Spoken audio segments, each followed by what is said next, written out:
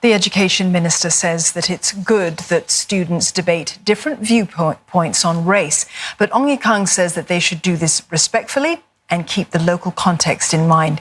The Minister's comments came at Tampines Secondary School, which was commemorating Racial Harmony Day.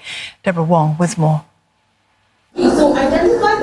Which ethnic group is the game Chup Day associated with? Some students said it was Malay, but we make associations, based on the fact that the word sounds Malay, but actually it's not. Right? The game in fact originated from China.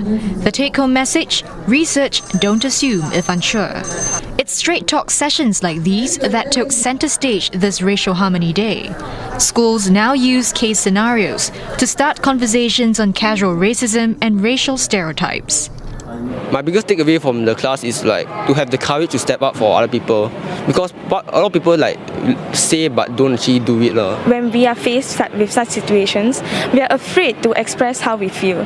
So having such case scenarios in the class will allow them to know the perspective of the other person, and they may understand how it affected the rest and how they should be more careful with their responses the next time.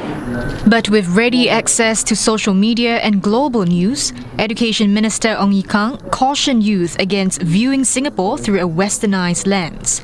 We are constantly under influence of American social media, American pop culture, but we are not America. History totally different. You can have a contestation of ideas, or respectfully of course, and then that's how students get to internalize it. I think just telling students, sending them reading material is not going to help you. You need that engagement.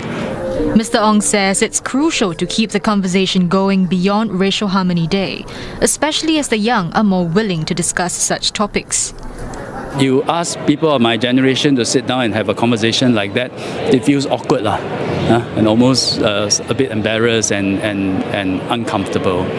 This generation is different. They actually want to talk about it, but they need facilitation, and they are honest about it. Through such conversations, you can have greater awareness of casual racism.